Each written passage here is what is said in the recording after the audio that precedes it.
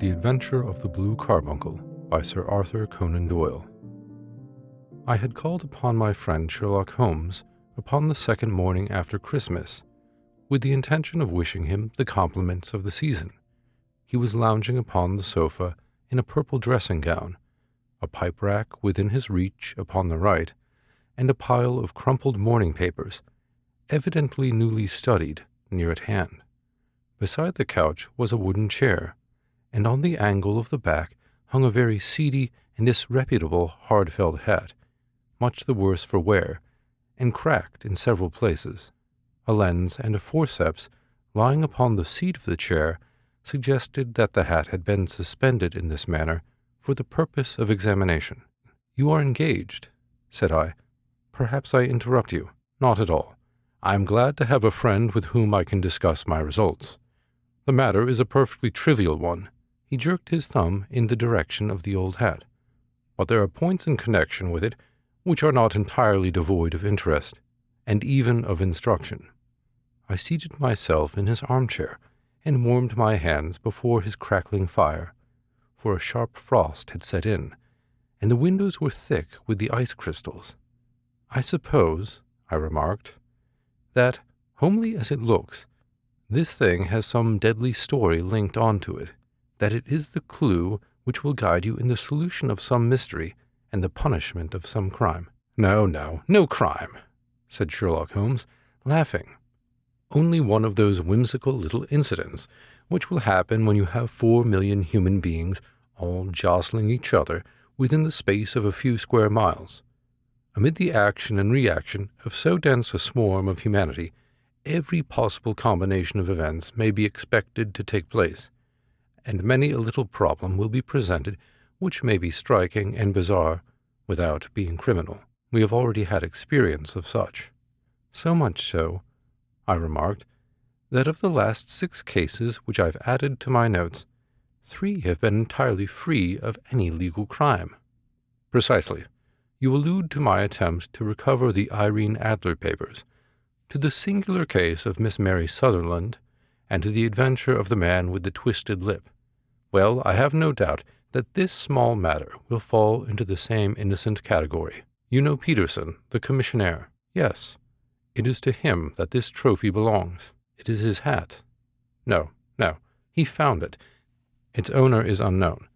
I beg that you will look upon it, not as a battered billycock, but as an intellectual problem. And first as to how it came here.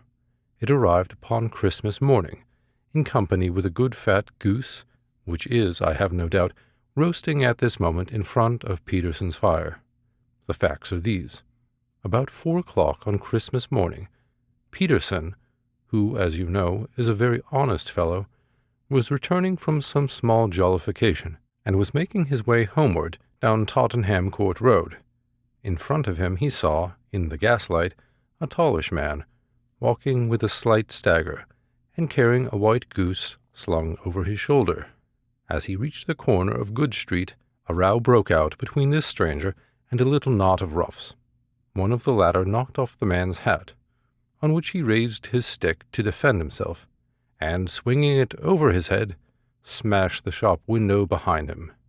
Peterson had rushed forward to protect the stranger from his assailants, but the man, shocked at having broken the window, and seeing an official-looking person in uniform rushing towards him, dropped his goose, took to his heels, and vanished amid the labyrinth of small streets which lie at the back of Tottenham Court Road. The roughs had also fled at the appearance of Peterson, so that he was left in possession of the field of battle, and also of the spoils of victory in the shape of this battered hat, and a most unimpeachable Christmas goose, which surely he restored to their owner. My dear fellow, there lies the problem. It is true that, for Mrs. Henry Baker, was printed upon a small card which was tied to the bird's left leg, and it is also true that the initials H.H. are legible upon the lining of this hat. But as there are some thousands of Bakers, and some hundreds of Henry Bakers in this city of ours, it is not easy to restore lost property to any one of them. What, then, did Peterson do? He brought round both hat and goose to me on Christmas morning, knowing that even the smallest problems are of interest to me. The goose we retained until this morning, when there were signs that, in spite of the slight frost, it would be well that it should be eaten without unnecessary delay.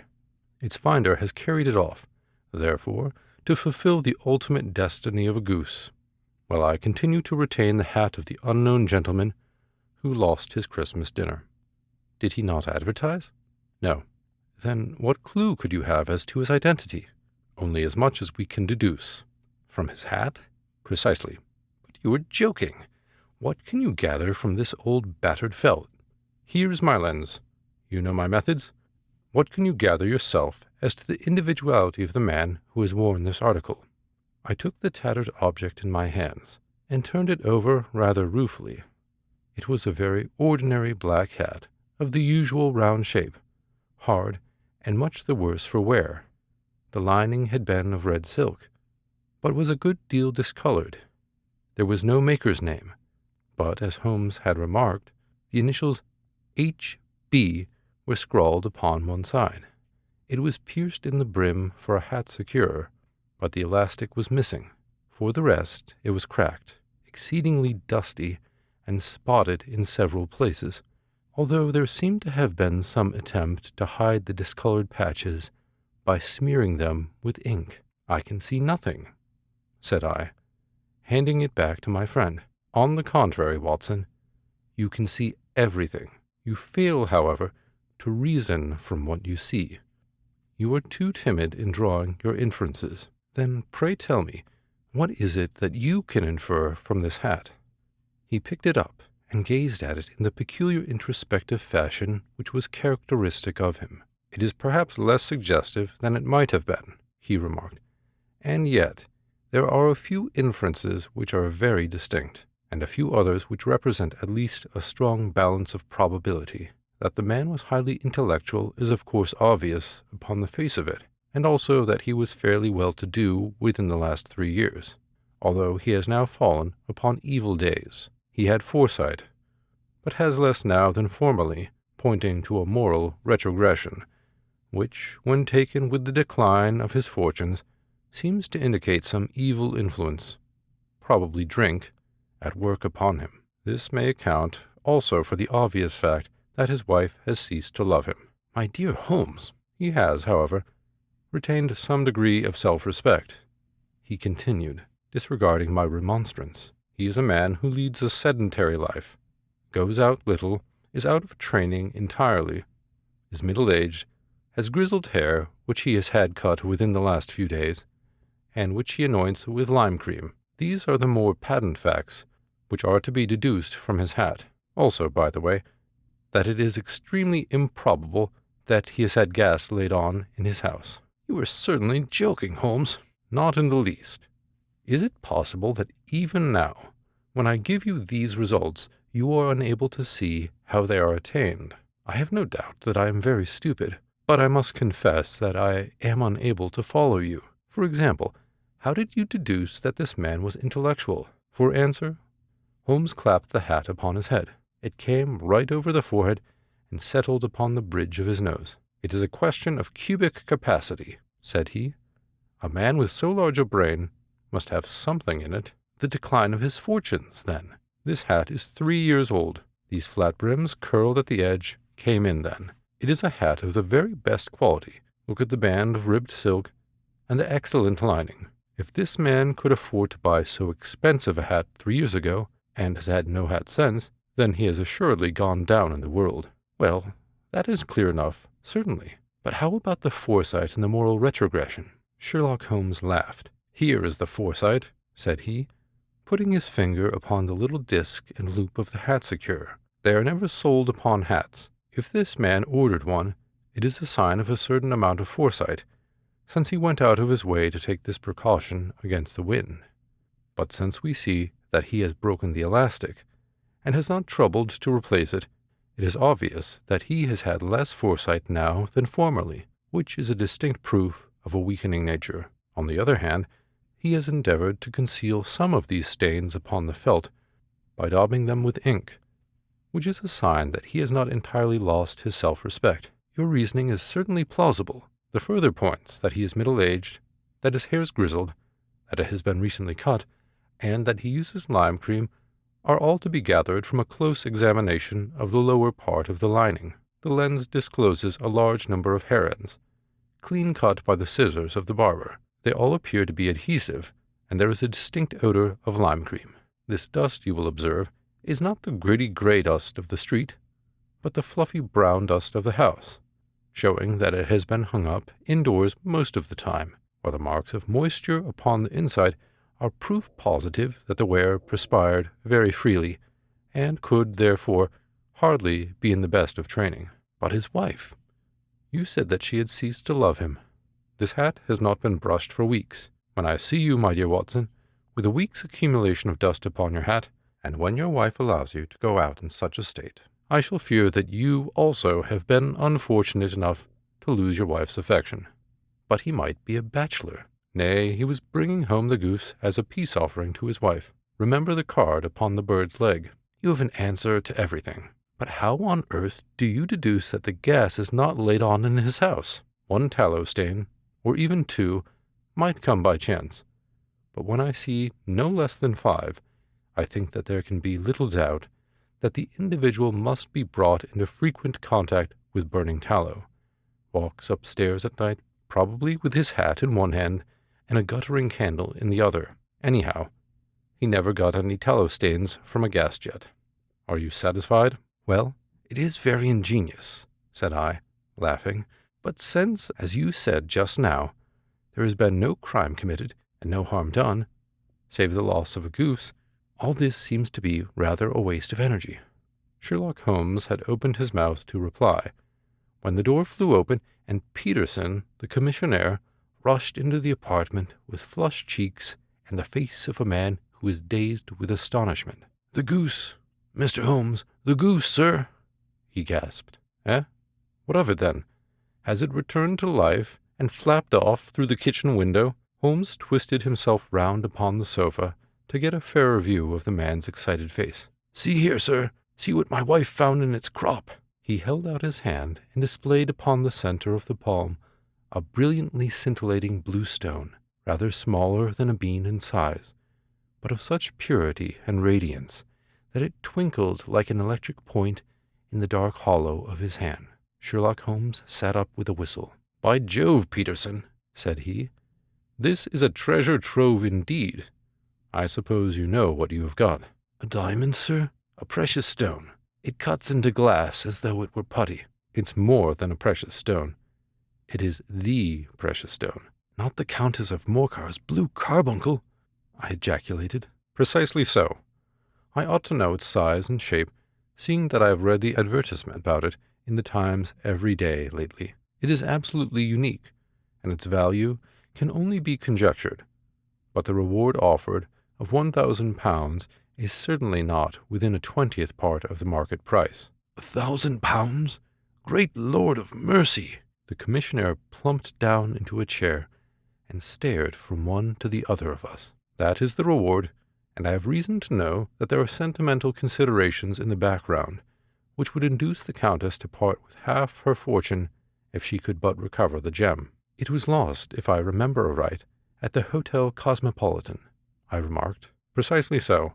On December 22nd, just 5 days ago, John Horner, a plumber, was accused of having abstracted it from the lady's jewel case. The evidence against him was so strong that the case has been referred to the assizes. I have some account of the matter here, I believe." He rummaged amid his newspapers, glancing over the dates, until at last he smoothed one out, doubled it over, and read the following paragraph: "Hotel Cosmopolitan jewel robbery. John Horner, 26, plumber, was brought up upon the charge of having, upon the 22nd instant, abstracted from the jewel case of the Countess of Morcar the valuable gem known as the Blue Carbuncle. James Ryder, upper attendant at the hotel, gave his evidence to the effect that he had shown Horner up to the dressing-room of the Countess of Morcar upon the day of the robbery, in order that he might solder the second bar of the grate, which was loose. He had remained with Horner some little time, but had finally been called away. On returning, he found that Horner had disappeared, that the bureau had been forced open, and that the small morocco casket, in which, as it afterwards transpired, the Countess was accustomed to keep her jewel, was lying empty upon the dressing-table. Ryder instantly gave the alarm, and Horner was arrested the same evening, but the stone could not be found either upon his person or in his rooms. Catherine Cusack, maid to the Countess, deposed to having heard Ryder's cry of dismay on discovering the robbery, and to having rushed into the room where she found matters as described by the last witness. Inspector Bradstreet, B Division, gave evidence as to the arrest of Horner, who struggled frantically and protested his innocence in the strongest terms. Evidence of a previous conviction for robbery having been given against the prisoner, the magistrate refused to deal summarily with the offense, but referred it to the assizes. Horner, who had shown signs of intense emotion during the proceedings, fainted away at the conclusion and was carried out of court. So much for the police court," said Holmes thoughtfully, tossing aside the paper. "The question for us now to solve is the sequence of events leading from a rifled jewel case at one end to the crop of a goose in Tottenham Court Road at the other. You see, Watson, our little deductions have suddenly assumed a much more important and less innocent aspect. Here is the stone. The stone came from the goose, and the goose came from Mr. Henry Baker, the gentleman with the bad hat, and all the other characteristics with which I have bored you. So now, we must set ourselves very seriously to finding this gentleman, and ascertaining what part he has played in this little mystery. To do this, we must try the simplest means first, and these lie undoubtedly in an advertisement in all the evening papers. If this fail, I shall have recourse to other methods. What will you say? Give me a pencil and that slip of paper. Now then, found at the corner of Good Street, a goose and a black felt hat. Mr. Henry Baker can have the same by applying at 6:30 this evening at 221B Baker Street. That is clear and concise. Very. But will he see it? Well, he is sure to keep an eye on the papers, since, to a poor man, the loss was a heavy one. He was clearly so scared by his mischance in breaking the window, and by the approach of Peterson, that he thought of nothing but flight. But since then, he must have bitterly regretted the impulse which caused him to drop his bird. Then, again, the introduction of his name will cause him to see it, for everyone who knows him will direct his attention to it. Here you are, Peterson. Run down to the advertising agency, and have this put in the evening papers. In which, sir? Oh, in the Globe, Star, Pall Mall, St. James, Evening News, Standard, Echo, and any others that occur to you. Very well, sir. And this stone? Ah, yes. I shall keep the stone. Thank you. And I say, Peterson, just buy a goose on your way back, and leave it here with me, for we must have one to give this gentleman in place of the one which your family is now devouring." When the commissionaire had gone, Holmes took up the stone and held it against the light. "It's a bonny thing," said he. "Just see how it glints and sparkles. Of course, it is a nucleus and focus of crime. Every good stone is. They are the devil's pet baits. In the larger and older jewels, every facet may stand for a bloody deed. This stone is not yet 20 years old. It was found in the banks of the Amoy River in southern China, and is remarkable in having every characteristic of the carbuncle, save that it is blue in shade, instead of ruby red. In spite of its youth, it has already a sinister history. There have been 2 murders, a vitriol throwing, a suicide, and several robberies brought about for the sake of this 40-grain weight of crystallized charcoal. Who would think that so pretty a toy would be a purveyor to the gallows and the prison? I'll lock it up in my strong-box now, and drop a line to the Countess to say that we have it. Do you think that this man Horner is innocent? I cannot tell. Well then, do you imagine that this other one, Henry Baker, had anything to do with the matter? It is, I think, much more likely that Henry Baker is an absolutely innocent man, who had no idea that the bird which he was carrying was of considerably more value than if it were made of solid gold. That, however, I shall determine by a very simple test, if we have an answer to our advertisement. And you can do nothing until then? Nothing. In that case, I shall continue my professional round, but I shall come back in the evening at the hour you have mentioned, for I should like to see the solution of so tangled a business. Very glad to see you. I dine at 7. There is a woodcock, I believe. By the way, in view of recent occurrences, perhaps I ought to ask Mrs. Hudson to examine its crop. I had been delayed at a case, and it was a little after 6:30 when I found myself in Baker Street once more. As I approached the house, I saw a tall man in a Scotch bonnet, with a coat which was buttoned up to his chin, waiting outside in the bright semicircle, which was thrown from the fanlight. Just as I arrived, the door was opened, and we were shown up together to Holmes's room. "Mr. Henry Baker, I believe," said he, rising from his armchair, and greeting his visitor with the easy air of geniality which he could so readily assume. "Pray take this chair by the fire, Mr. Baker. It is a cold night, and I observe that your circulation is more adapted for summer than for winter. Ah, Watson, you have come just at the right time.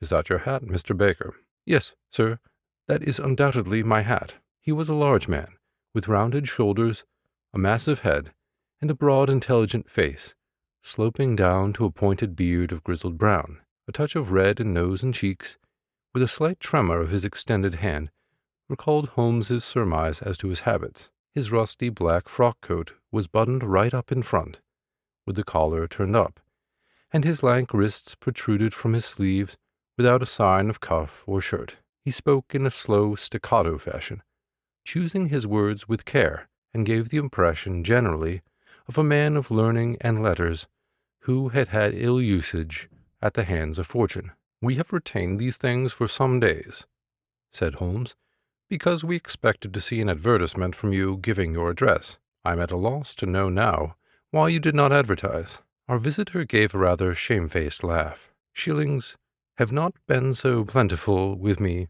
as they once were," he remarked. "I had no doubt that my gang of roughs who assaulted me had carried off both my hat and the bird. I did not care to spend more money in a hopeless attempt at recovering them, very naturally. By the way, about the bird, we were compelled to eat it." "To eat it!" Our visitor half rose from his chair in his excitement. "Yes, it would have been of no use to anyone had we not done so, but I presume that this other goose upon the sideboard, which is about the same weight and perfectly fresh, will answer your purpose equally well." "Oh, certainly, certainly," answered Mr. Baker, with a sigh of relief. "Of course, we still have the feathers, legs, crop, and so on of your own bird, so if you wish—" The man burst into a hearty laugh. "They might be useful to me as relics of my adventure," said he, "but beyond that I can hardly see what the disjecta membra of my late acquaintance are going to be to me. No, sir, I think that, with your permission, I will confine my attentions to the excellent bird which I perceive upon the sideboard."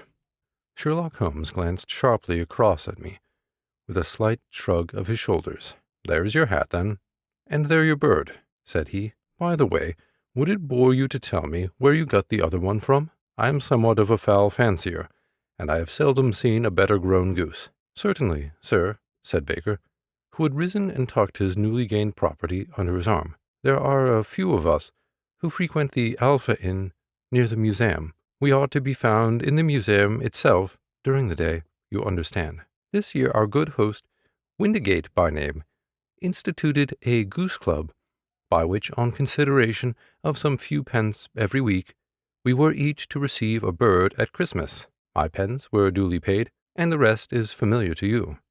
I am much indebted to you, sir, for a Scotch bonnet is fitted neither to my years nor my gravity." With a comical pomposity of manner, he bowed solemnly to both of us, and strode off upon his way. "So much for Mr. Henry Baker," said Holmes, when he had closed the door behind him. "It is quite certain that he knows nothing whatever about the matter. Are you hungry, Watson?" "Not particularly." "Then I suggest that we turn our dinner into a supper, and follow up this clue while it is still hot." "By all means." It was a bitter night, so we drew on our ulsters and wrapped cravats about our throats.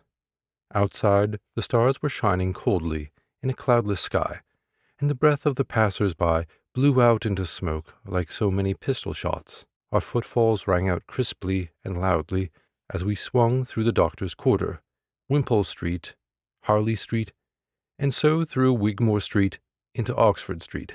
In a quarter of an hour we were in Bloomsbury at the Alpha Inn, which is a small public house at the corner of one of the streets which runs down into Holborn. Holmes pushed open the door of the private bar, and ordered 2 glasses of beer from the ruddy-faced, white-aproned landlord.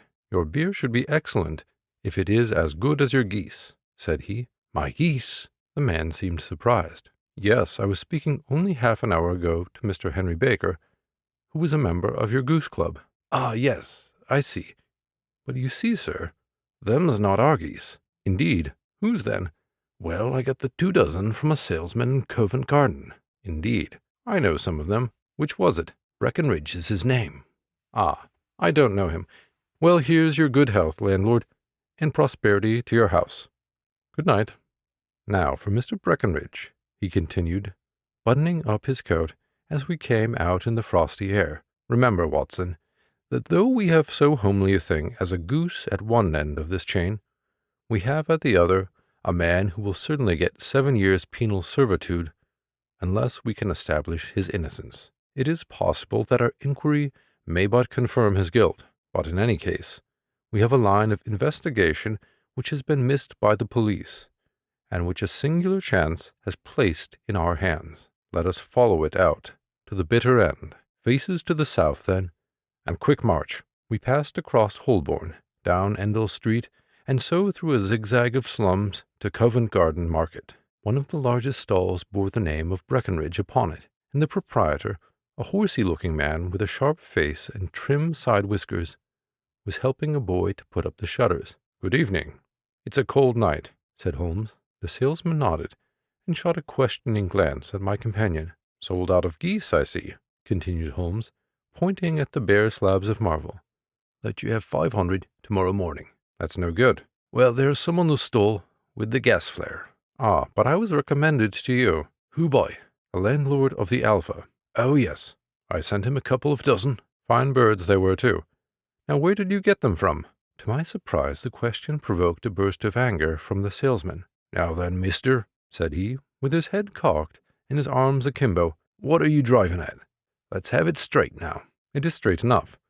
I should like to know who sold you the geese which you supplied to the Alpha." "Well, then, I shan't tell you.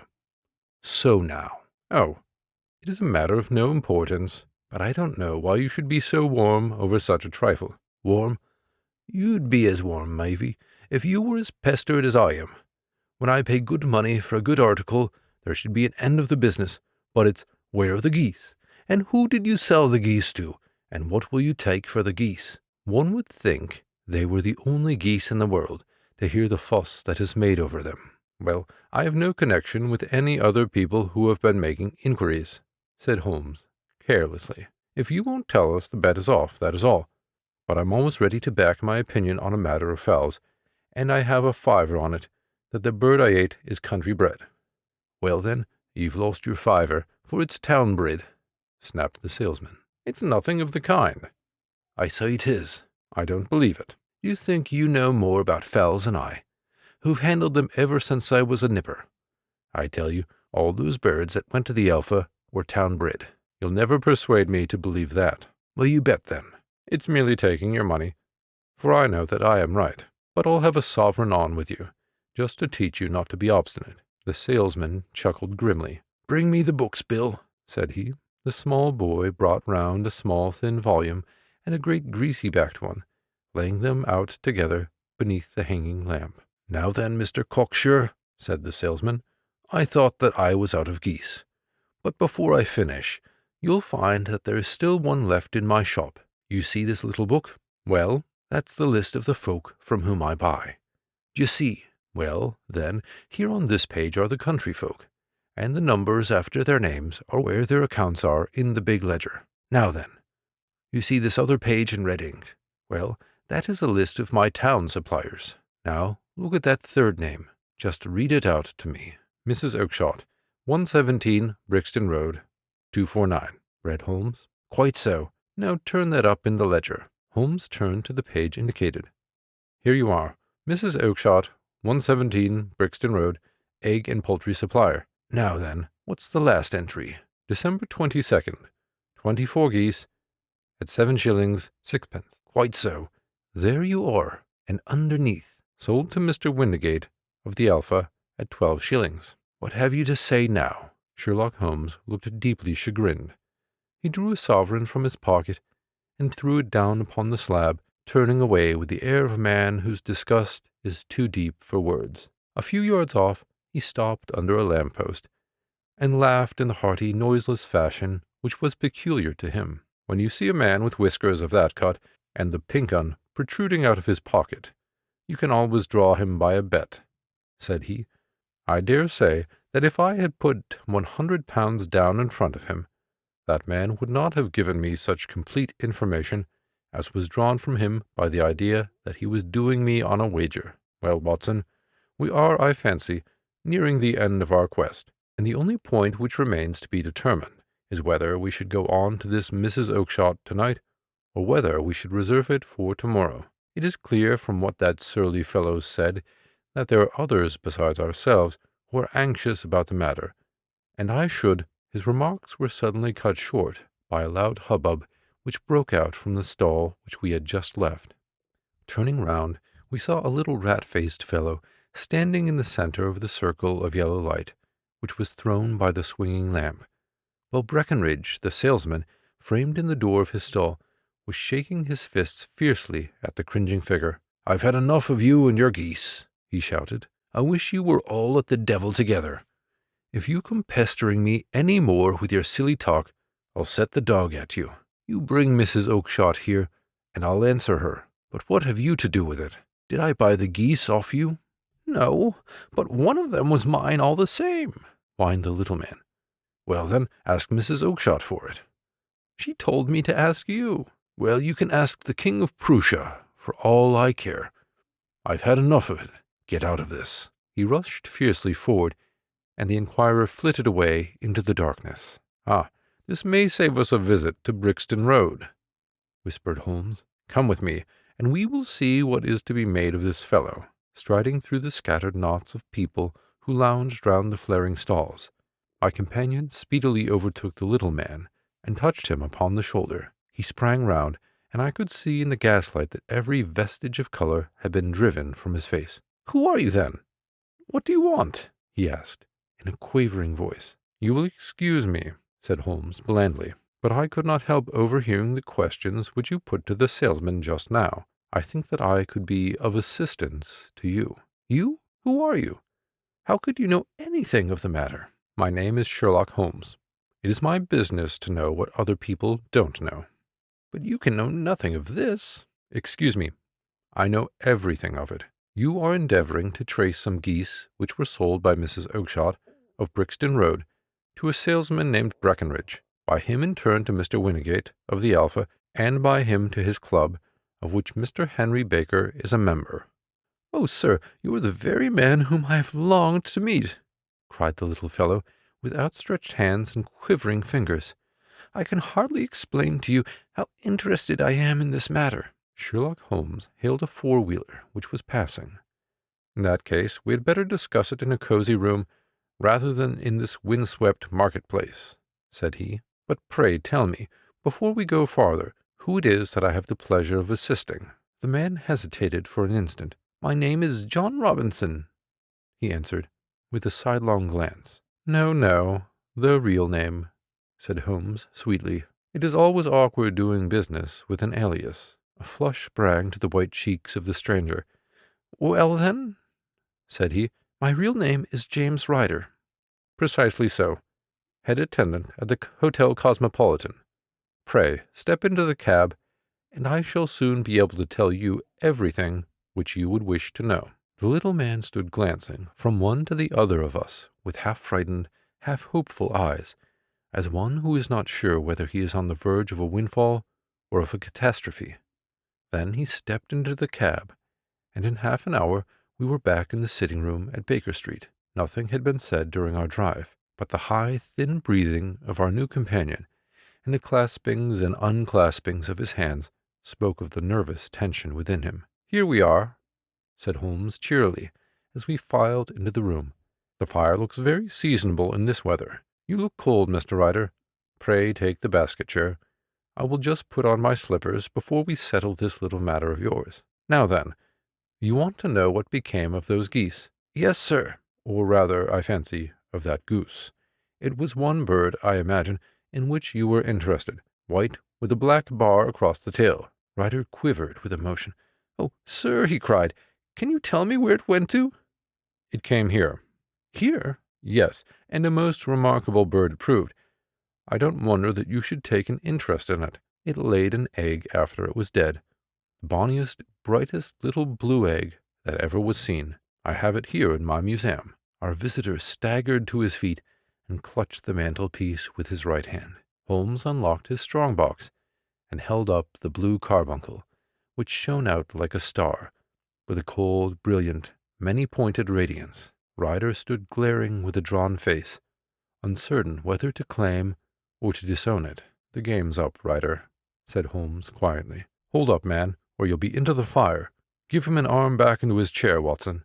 He's not got blood enough to go in for felony with impunity. Give him a dash of brandy. So, now he looks a little more human. What a shrimp it is, to be sure." For a moment he had staggered and nearly fallen, but the brandy brought a tinge of color into his cheeks, and he sat staring with frightened eyes at his accuser. "I have almost every link in my hands, and all the proofs which I could possibly need, so there is little which you need tell me. Still, that little may as well be cleared up to make the case complete. You had heard, Ryder, of this blue stone of the Countess of Morcar's." "It was Catherine Cusack who told me of it," said he, in a crackling voice. "I see. Her ladyship's waiting-maid. Well, the temptation of sudden wealth so easily acquired was too much for you, as it had been for better men before you, but you were not very scrupulous in the means you used. It seems to me, Ryder, that there is the making of a very pretty villain in you. You knew that this man Horner, the plumber, had been concerned in some such matter before, and that suspicion would rest the more readily upon him. What did you do then? You made some small job in my lady's room, you and your confederate Cusack, and you managed that he should be the man sent for. Then, when he had left, you rifled the jewel case, raised the alarm, and had this unfortunate man arrested. You then—" Ryder threw himself down suddenly upon the rug and clutched at my companion's knees. "For God's sake, have mercy!" he shrieked. "Think of my father, of my mother. It would break their hearts. I never went wrong before. I never will again. I swear it. I'll swear it on a Bible. Oh, don't bring it into court. For Christ's sake, don't." "Get back into your chair," said Holmes sternly. "It is very well to cringe and crawl now, but you thought little of this poor Horner in the dock for a crime of which he knew nothing." "I will fly, Mr. Holmes. I will leave the country, sir. Then the charge against him will break down." We will talk about that. And now let us hear a true account of the next act. How came the stone into the goose, and how came the goose into the open market? Tell us the truth, for there lies your only hope of safety." Ryder passed his tongue over his parched lips. "I will tell you it just as it happened, sir," said he. "When Horner had been arrested, it seemed to me that it would be best for me to get away with the stone at once, for I did not know at what moment the police might not take it into their heads to search me in my room.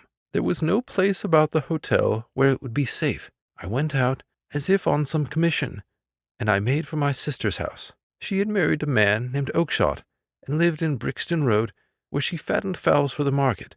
All the way there, every man I met seemed to me to be a policeman or a detective, and for all that it was a cold night, the sweat was pouring down my face before I came to the Brixton Road. My sister asked me what was the matter, and why I was so pale, but I told her that I had been upset by the jewel robbery at the hotel. Then I went into the backyard and smoked a pipe and wondered what it would be best to do. I had a friend once called Maudsley who went to the bad, and has just been serving his time in Pentonville. One day he had met me and fell into talk about the ways of thieves and how they could get rid of what they stole. I knew that he would be true to me, for I knew one or two things about him. So I made up my mind to go right on to Kilburn, where he lived and take him into my confidence. He would show me how to turn the stone into money, but how to get to him in safety. I thought of the agonies I had gone through in coming from the hotel. I might at any moment be seized and searched, and there would be the stone in my waistcoat pocket. I was leaning against the wall at the time and looking at the geese which were waddling about round my feet, and suddenly an idea came into my head which showed me how I could beat the best detective that ever lived. My sister had told me some weeks before that I might have the pick of her geese for a Christmas present, and I knew that she was always as good as her word. I would take my goose now, and in it I would carry my stone to Kilburn. There was a little shed in the yard, and behind this I drove one of the birds, a fine big one, white, with a barred tail. I caught it, and prying its bill open, I thrust the stone down its throat as far as my finger could reach. The bird gave a gulp, and I felt the stone pass along its gullet and down into its crop.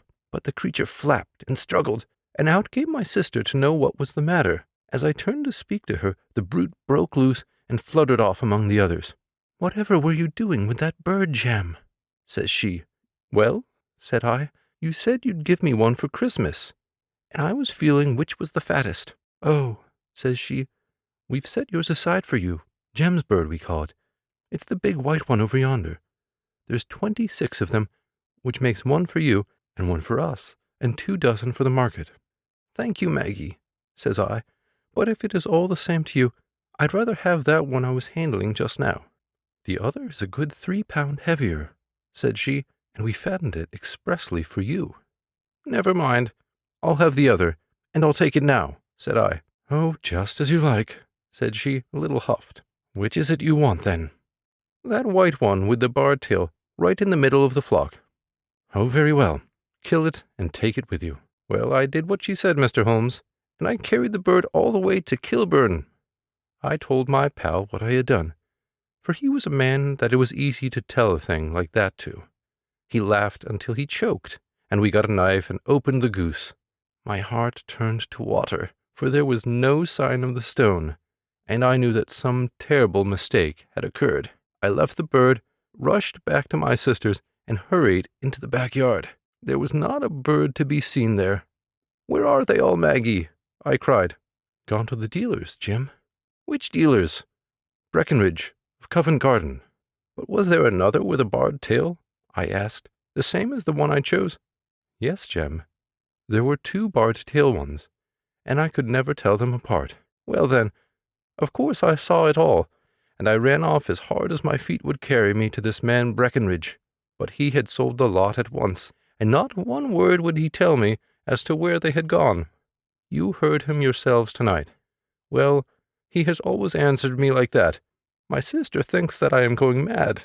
Sometimes I think that I am myself. And now I am myself a branded thief, without ever having touched the wealth for which I sold my character. God help me! God help me!" He burst into convulsive sobbing, with his face buried in his hands. There was a long silence, broken only by his heavy breathing and by the measured tapping of Sherlock Holmes's fingertips upon the edge of the table. Then my friend rose and threw open the door. "Get out," said he. "What, sir? Oh, heaven bless you!" "No more words. Get out." And no more words were needed. There was a rush, a clatter upon the stairs, the bang of a door, and the crisp rattling of running footfalls from the street. "After all, Watson," said Holmes, reaching up his hand for his clay pipe, "I am not retained by the police to supply their deficiencies. If Horner were in danger, it would be another thing, but this fellow will not appear against him, and the case must collapse.